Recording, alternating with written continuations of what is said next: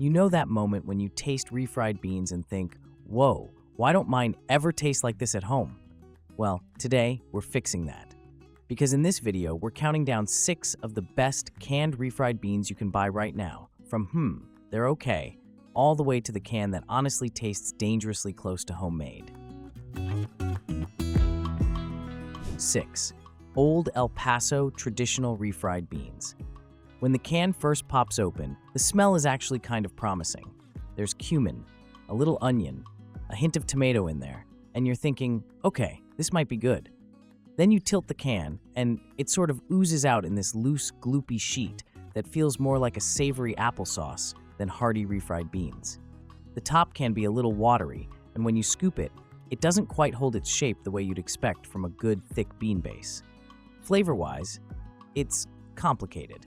On one hand, there's a lot going on. Cumin, onion powder, garlic powder, chili, plus tomato paste, and even a touch of sugar in the mix.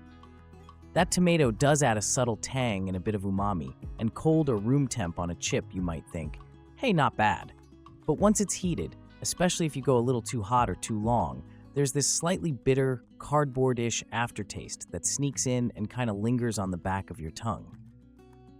It's not an instant deal breaker, but it does make you go, I've had better. In terms of texture on the plate, Old El Paso is pretty smooth with some small chunks, but the body is just too loose for certain dishes. If you try to smear it inside a burrito, it wants to slide instead of stick, and in layered dips, the bean layer doesn't hold its line as nicely as thicker brands. Number 5. Ortega Refried Beans Traditional. Opening this can is instantly more encouraging. The beans come out with a smoother, almost whipped texture. Not watery, not stiff, more like a soft, buttery spread.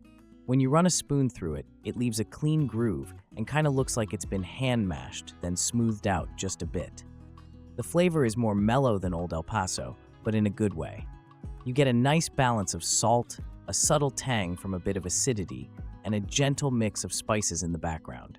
Nothing screams at you, but nothing is missing either. It's the kind of refried bean that you can eat by itself with a spoon and not feel like you're just eating a filler ingredient. There's a slight lightness to it, even though it's made with lard, so it doesn't feel greasy or heavy on the palate. Where Ortega really shines is when you want the beans to be front and center. Put a warm scoop on a plate next to rice, sprinkle a little cheese on top, maybe a bit of cilantro, and you've got a comforting side that feels like it belongs at a family dinner. It spreads beautifully on tortillas, making it great for quesadillas and burritos because you don't have to fight it. It just glides over the surface and stays put. Now here's where the slight criticism comes in. Because the flavor is so mellow, once you start piling on bigger, bolder ingredients, like a spicy salsa, seasoned meat, or heavy cheese, Ortega can kind of disappear in the background. 4. Chata Authentic Mexican Refried Beans. The first thing you notice when this comes out of the package or can is how hearty it looks. These aren't lifeless, over-pureed beans. You get a rustic texture with visible bits of bean, just enough to give you that homemade vibe while still being smooth enough to spread. The flavor profile is what really sells it as authentic. There's a richness from the fat, that warm savoriness you get from beans that have actually been simmered with proper seasoning, not just blended and salted. Depending on the specific chata variety you pick up, you might get mayocoba or pinto beans, and they both bring this naturally creamy, slightly nutty taste that feels very home kitchen in Mexico, you know? It's the kind of refried beans you can happily eat as a dip with nothing but good tortilla chips. What's great about chata is versatility. You can spoon this onto a plate as a side dish and it feels complete, or spread it into a 7-layer dip and it becomes that rich, comforting base that holds up under sour cream, guac, salsa, and cheese. Warm it up with a little extra splash of water or broth and it turns into this silky, scoopable bean heaven. It also reheats well without breaking or turning grainy, which is a plus if you're cooking for a crowd and need to hold it warm. There's also an emotional comfort thing going on here. Chata has that tastes like someone actually cooked this quality. 3. La Costeña Refried Pinto Beans. And this one is interesting because it has a kind of split reputation, but when used right, it really earns its spot. Out of the can, the beans are smooth, but not overly whipped, with a decent amount of body and some small chunks here and there. It looks like something you'd get from a neighborhood taqueria. Not fancy, but honest. The flavor is simple and direct. Pinto beans, a touch of onion, salt, and vegetable oil. That's it. The upside of that simplicity is that the beans don't taste like they're trying too hard. They're smooth, savory, and very easy to season exactly how you want. Want more garlic? Add it.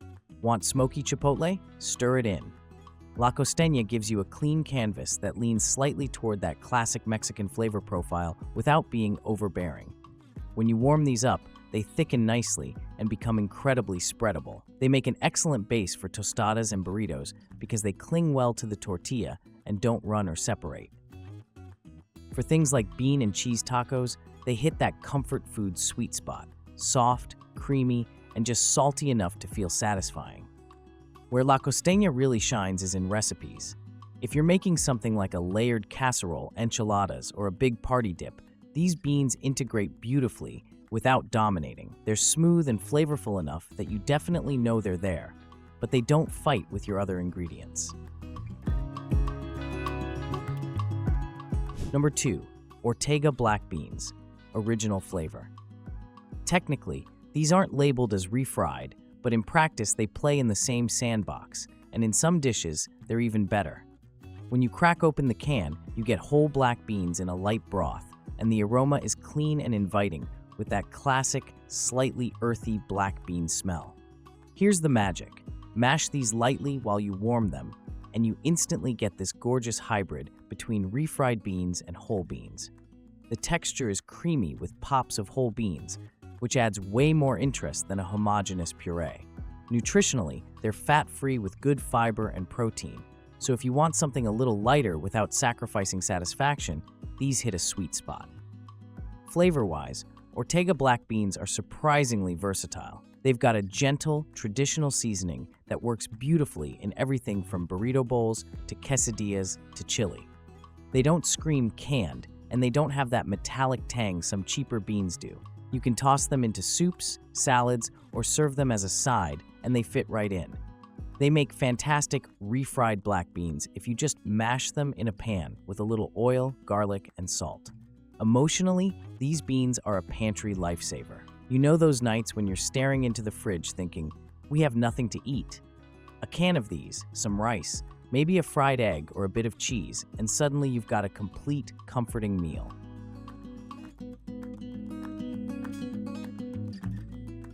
Number 1. Bush's Best Chili Magic, canned. Technically, it's a chili starter, not a strict refried bean, but once it hits the plate, it absolutely fills the same comfort role, and then some. Inside the can, you get tender pinto beans swimming in a rich, mild chili sauce that smells like it's been simmering on someone's stove all afternoon. The first taste is kind of a wow moment. The sauce is robust, but not overly spicy, with layers of chili flavor, a gentle warmth, and enough depth that you immediately think, this is going to make everything I put it in better.